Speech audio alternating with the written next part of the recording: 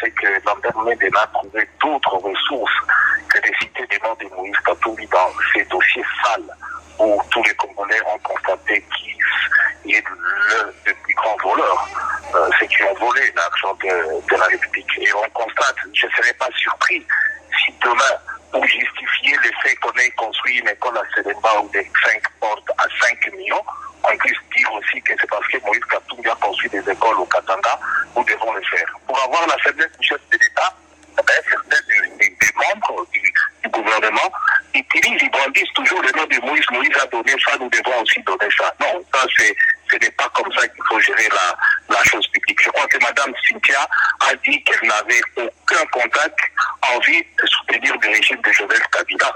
On voit très bien qu'un Américain, ça c'est connu, ne peut pas détenir un compte à l'étranger, surtout pour un travail fait aux États-Unis d'Amérique, qui serait considéré comme étant un crime fiscal et elle sera poursuivie. Donc voilà pourquoi nous devons veiller pour voir l'argent versé sur ce compte-là, qui a été récupéré et les comptes appartiennent à qui.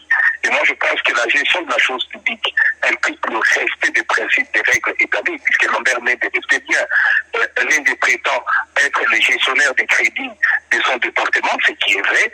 Est-ce que dans le cas actuel, le crédit lui alloué auquel il se vante a-t-il suivi la procédure requise, notamment l'engagement de cette dépense et la liquidation pour qu'enfin son collègue du budget de finances puisse ordonner le paiement de cette facture.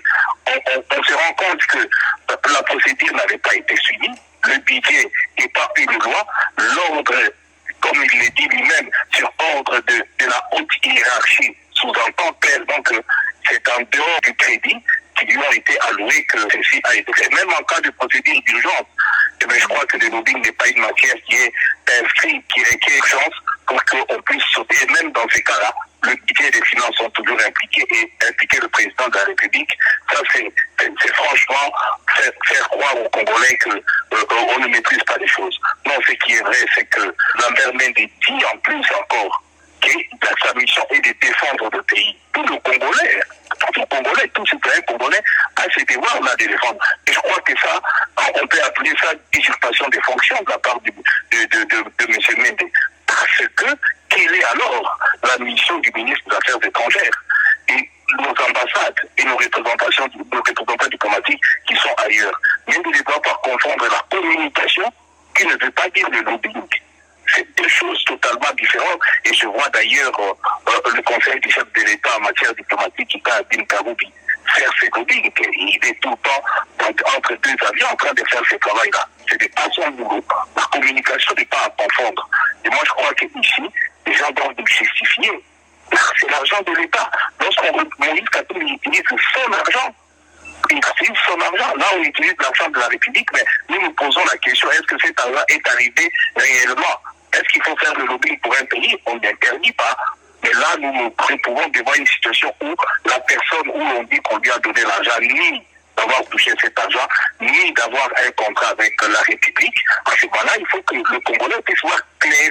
Et non, lorsqu'on vous demande des comptes, vous citez des noms de Moïse. Donc Moïse devient l'unité de mes yeux. Chaque fois qu'ils échouent quelque part, et voilà, c'est Moïse. Non. Lui, il utilise son argent, il fait son travail pour l'intérêt d'ailleurs des Congolais. Et on ne doit pas lui imputer des choses et le traiter de voleur. Ça, c'est quand même grave pour une question qui ne le concerne pas. On vous demande de vous justifier, vous citez et vous traitez de voleur.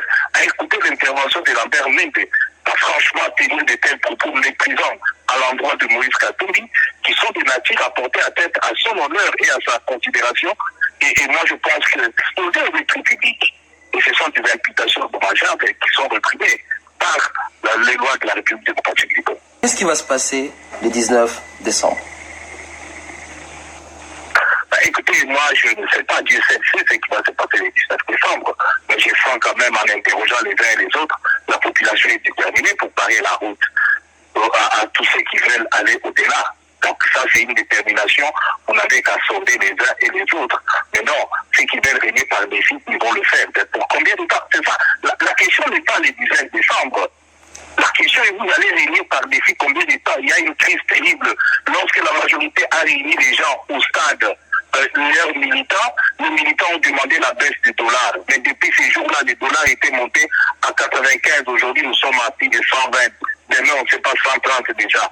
Alors, ça veut dire quoi? Ils n'ont même pas répondu à la demande de leurs propres militants. Nos militants l'ont demandé. On est incapable. Qu'est-ce qu'il faut faire dans des cas comme ça, pendant qu'il y a la crise? C'est de se mettre autour d'une table.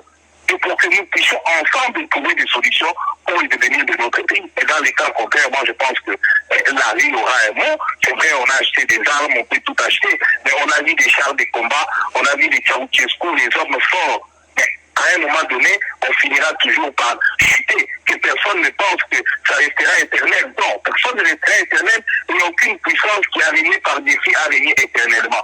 On finit toujours par lâcher. Et même Ceausescu a fini par tomber. Donc même Hitler qui croyait être l'homme le plus fort, mais Hitler a fini par être rattrapé. Non, moi je crois que de bon sens doit finir. Le Congo n'est pas encore détruit aujourd'hui. Il faut que nous puissions suivre la voie de la Cinco, de manière à ce que nous puissions avoir une fin apaisée. Dans les cas contraires, pour ceux qui pensent qu'ils sont de la toute puissance, penseront, mais Mobutu pensait la même chose. Moi je suis assez mobutiste. J'ai vu combien on a d'étalés dans ce pays. Donc, si Kabila a réussi à faire le pied de Ouville à Kinshasa, c'est tout simplement parce que la population ne voulait plus entendre parler de Mobutu. Mais aujourd'hui, nous voyons de par-ci par-là, on a tout muselé, et même le média ne sont plus indépendants. C'est malheureux. Je crois que où nous allons, ce n'est pas le régime que nous avons connu depuis 2001, il y a une ouverture. Et tout ça a été primé. La première décision de Joseph Kabila quand il arrive au pouvoir, je sais, puisque je l'ai accompagné, c'était de fermer toutes les prisons d'exception. Mais aujourd'hui, qu'est-ce qui arrive? On arrête tous les jours, on traumatise les gens. Non, je pense que c'est pas ça. Et à chaque fois, Moïse Katumbi est devenu unité de mesure pour bouffer l'argent. Moïse a donné autant, donnons-nous aussi autant. Donnons tout l'argent qu'on dépense là. On pourrait utiliser ça à autre chose. Je suis désolé, mais je pense que le rassemblement est là, il a tendu la main, il a accepté la proposition de la Cinco. Je pense que c'est la bonne voie, il faut suivre cette voie-là. Mais ceux qui pensent que bon, ils sont forts, ils sont immortels, ils sont de la toute puissance, les gens se trompent. Seul Dieu est capable de tout. Je pense que aujourd'hui, c'est regrettable.